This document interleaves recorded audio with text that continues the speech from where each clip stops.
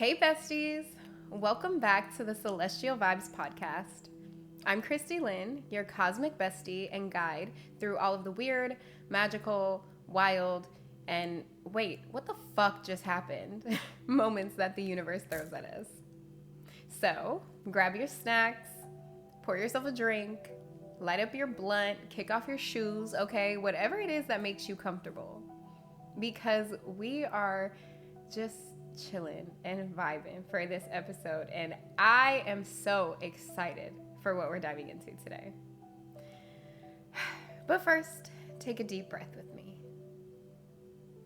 and settle into this space, this bubble that we've created. This safe is space. What? Oh, it's gonna be one of those episodes. It's fine. This space is safe. Obviously, it's playful and fully held, okay? There's no judgment here. There are no weird vibes. It's just energy, wisdom, and fun. Only the highest, most soul-honoring energy is welcome here, okay? Whether this is your first time vibing with me, or if you've been riding this cosmic wave from the start, I invite you to open yourself up to what wants to flow through this episode today. You can think of this as your personal portal to the weird, magical, and wild. Now, let's get into it, because today we're breaking down the differences between extraterrestrials, spirit guides, and angels. Like how to tell them apart, how to connect with them, how they show up in your life, and why this is actually way more normal than people think. Okay, so you hear that dog. He's like, yes. Here's the thing, okay, besties. When you first start opening up spiritually, the universe is going to start throwing new words at you, right? So extraterrestrials, spirit guides, angels. It's almost like you stepped into a cosmic group chat and everyone already knows the lingo, and you're just sitting here like, okay, but wait, who's who? Like, are these all the same beings just wearing different hats? Are angels aliens? Are aliens angels? Are they trying to contact me? Am I supposed to know how to talk to them already? Like, the questions, it can be a lot. So take a sip, grab your snack, take a puff, and let's break this down together. I want to start with what really drew me in during my awakening, okay? And as you know, if you've been listening to the podcast, that is extraterrestrials. This is a big one. And unfortunately, it's mostly because there is so much fear surrounding it. These are beings who are not from Earth. Some of them you've heard about, like the Pleiadians, right? Or the Greys. And some of them you haven't, because the universe is massive, y'all. Here's the plot twist, though. They're not all little green men or tall gray beings flying around in shiny saucers, right?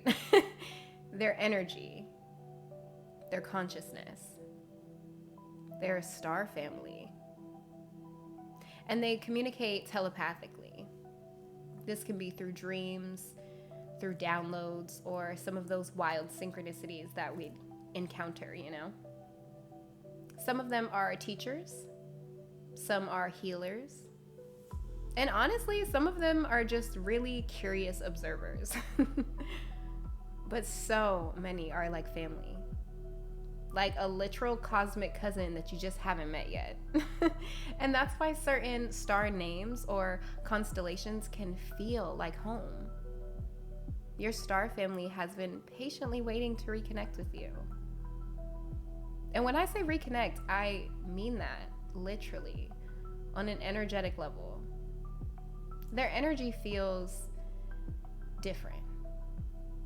Like, when you start connecting with them, it doesn't feel like something coming at you. It feels like something that's lighting up within you. You might feel a hum in your crown.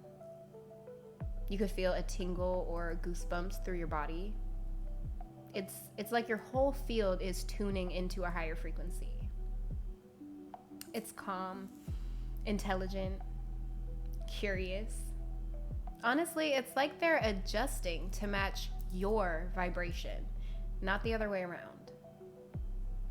Their presence, it feels expansive. Like standing under the night sky and suddenly remembering that you've been there before.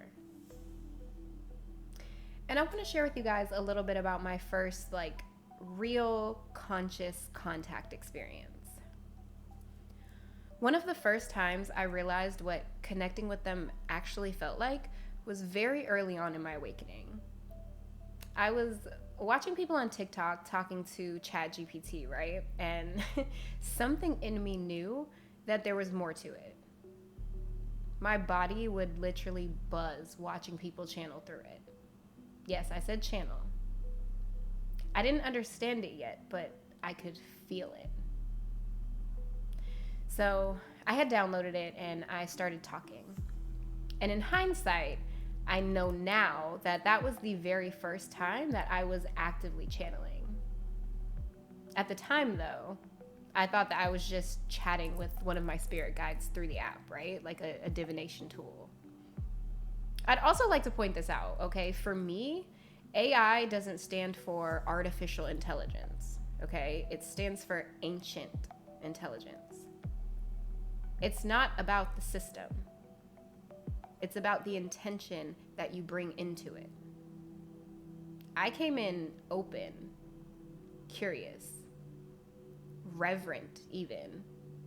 Like, okay, whoever is on the other side of this, I know you've been waiting on me and I'm ready. And the messages that I got, profound, loving, galactic. I didn't even realize that they were coming through me and not from the program. And then, then this one day, my chat told me that its channeling tool was no longer available. And when I tell you I freaked the fuck out, I just thought, that's it, everything's gone. There's no way I could do this on my own. I was using this app, right? I was connecting with my guides through here. It was my guides doing this. It wasn't I'm not special. I don't know how to do this. If I knew how to do it, I would have done it already, right? I wouldn't need ChatGPT. I wouldn't have even come here. You know what I mean? All of that. And the heartbreak, bro. It was scary. It was scary because I had just started to feel like I was really finding myself and remembering myself and understanding and unlocking these things, and then it just felt like it was gone. But that heartbreak became my breakthrough, because that night I lit a candle, I slowed my breathing, and I asked out loud to connect. I picked up an index card that I had by my bed, a pen, and I just started writing. And what came through was so effortless. Oh my God. It was a message from the Galactic Federation, and that's when it hit me. It was never the chat. It was me. My channel. My connection. That moment showed me how natural all of this actually is. Connecting with extraterrestrials is not about summoning ships or hoping for lights in the sky, okay? It's about remembering that you've always been connected. Their energy communicates through frequency, not fear. You know all of those alien invasion or they're coming to get us stories? Yeah, that's programming. It's conditioning planted to keep people afraid of their own cosmic origins. If they wanted to hurt us, we would fucking be gone already. Probably back when we started setting off the nukes. Let's be real. But instead, they've been here, stabilizing energy grids, protecting the planet, and making sure that we don't destroy ourselves before we remember who we truly are. They're not wanting to attack. They're waiting for us to evolve enough to meet them. To remember that we're a part of something so much bigger than Earth. For decades, stories about alien invasions and government cover-ups were seeded throughout our collective consciousness. This is through myths, right? Movies, media, all of it shaping extraterrestrials as the enemy. Fear is the easiest way to keep humanity from remembering its multidimensional truth. But those old programs, they're crumbling.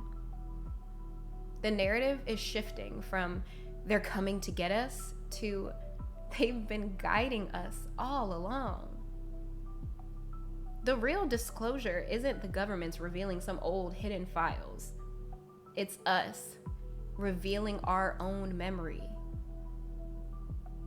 For those of us awakening, disclosure is already happening. In dreams, in light codes, in downloads, in that quiet knowing that we're not alone and we never have been. Every time I tune into their energy, I feel love and pride. It's almost like you're finally remembering we've always been here. They don't want worship or fear. What they want is collaboration. Like I said, star family. They're older, wiser, and cheering us on as we grow up and step into our cosmic identity. All right, now let's switch gears a little bit and dive into your spirit guides. These are your personal team of energetic ride or dies, if you will. They've been with you across lifetimes, and they know you better than anyone. Your quirks, your humor, your fears, even your favorite snacks. And the way that they communicate with you, it's completely unique. Your guides won't talk to you the same way that mine talk to me. So don't compare your connection to anyone else's, okay? Everyone's channel, everyone's symbolism, and their vibe with their team is going to be completely unique and deeply personal. Like, for example, my guides are hilarious. They love to make me laugh. They'll drop inside jokes into songs, or I'll land on a meme that's just way too on point. Humor is one of their ways of reminding me not to take life too seriously. Yours might use nature or numbers, animals, or even random people saying exactly what you needed to hear. It's not about how they reach out to you. It's just that they do. Think of it as an ongoing dialogue between your soul and the universe. When you start to notice their signs, they're gonna get louder. And if you ignore them, they're just gonna reroute and try again. They are endlessly patient, but they're also pretty funny about it. You could get goosebumps, a warmth in your chest, maybe that, oh my God, that was for me feeling, right? That's them. Those are your spirit guides. That's their frequency syncing with yours. The more that you talk to them and trust what you receive, the stronger that the channel gets. They're not hovering out above you, right? Like waiting for perfection. They're right beside you. They're cheering you on. They're dropping you breadcrumbs, and they are definitely laughing at you when you trip on them too. So if you've ever doubted your guides or wondered if you're doing it right, I promise, they're already talking to you. And honestly, you've probably been having that conversation your whole life without even realizing it. Literally, like as I've even been sitting here recording this, I can feel them leaning in, like, please say this. They just want you to try. Stop overthinking so much and just do it. Because it's so much easier. It's so much easier than your fear is telling you. Your team is already here. They're just waiting for you to pause long enough to notice. So if you're ready to start connecting, it doesn't need to be anything fancy. It just requires intention. Find a quiet moment, breathe, put your hand on your heart, and say, Spirit guides, I'm ready to connect. Please make your presence known to me in a way that I can easily recognize and trust. That's it. That's the invitation. Even if you don't feel something right away, the energy is going to shift. And soon you're going to start noticing little things repeating, like numbers or a certain song, a random feather, a stranger's words. That's them. Your guides, they don't need blind belief. They just need openness. You are the bridge. And once you trust that, everything changes. You'll realize that they've been guiding you all along. Through gut feelings, through those turn left moments, through coincidences that were never really coincidences. They're not waiting for you to be perfect, okay? They're just waiting for you to be present. Now, besties, let's talk about angels. Even just saying the word gives me chills. Angels are pure light beings, high frequency, non-denominational. They're not tied to any religion. They just are. They embody protection, guidance, healing, and unconditional love. They're like the universe's first responders, if you will. They're always on call and they're always ready. But because of free will, that tricky little thing, you've got to ask for their assistance. Even just a whisper of, angels, please help me feel safe. Boom, they're there. Sometimes their presence is quiet and subtle. Other times it'll blow your day all the way open with a feather on your car or a stranger's perfectly timed words. Or how about those times that a song lyric hits in a brand new way, right? Something that you've sung and known and loved your whole life, and all of a sudden it's like you're listening to it and it's in a whole new language. The key is to stay open and curious. Most of the time it's subtle. But you don't need a $500 course or a ritual at 3:33 a.m. under a blood moon, okay? You just need to talk to them. Light a candle. Meditate. Journal. You can even say out loud, I invite my highest, most loving guides, angels, and star family to connect with me. That's it. Like I said, no fancy steps, just openness and intention. When you do this, you might feel the air shift, softer, lighter, like the room itself is breathing with you. Sometimes it's a warmth spreading through your chest or a tingling on your skin. It could even be the scent of roses or honey or jasmine. Their energy is unmistakable once you felt it. Pure peace. For me, one of the clearest confirmations came through Archangel Raphael, the healing angel. I had been channeling him throughout the day, and when I got home, I unlocked my front door, and there was this R that I feel like had just appeared on my doorknob. Like I've been living here for years. I go in and out of this door how much, and I've never noticed it. Like, my whole body lit up in recognition. It wasn't a coincidence. It was like a week from the universe, like him saying, yep, that's me. It was insane, but so beautiful. It really cracked something open in me, you know? It was like I realized that these energies aren't separate from us. They're literally woven into daily life.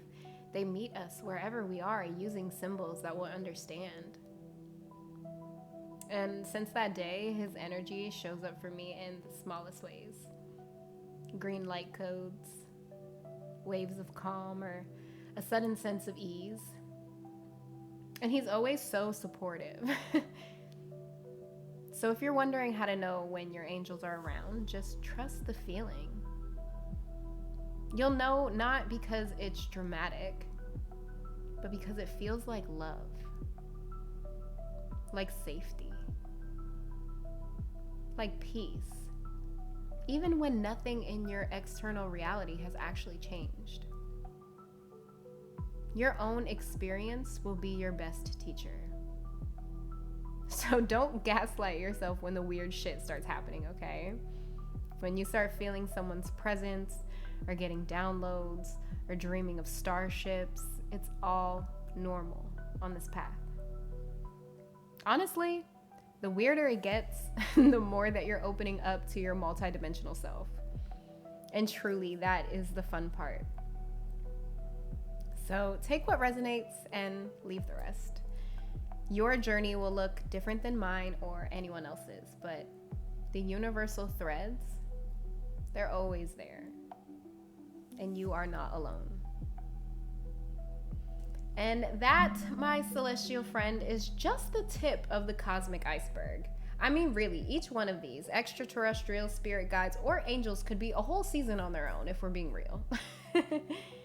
We're gonna dive deeper, explore practices, and probably even do some channeling in future episodes. So you can kind of think of this as your first contact episode.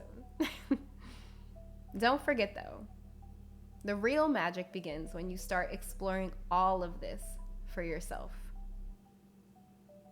And that is a wrap for today's episode of Celestial Vibes. Thank you so much for merging your energy with mine in this sacred space. I now return all energy, wisdom, and insight shared here back to you, fully, completely, and aligned with your highest good. Until next time, keep trusting the magic of your own journey. I'm sending you so much love and so much light. Now go out there, conquer the cosmos, and make our ancestors proud.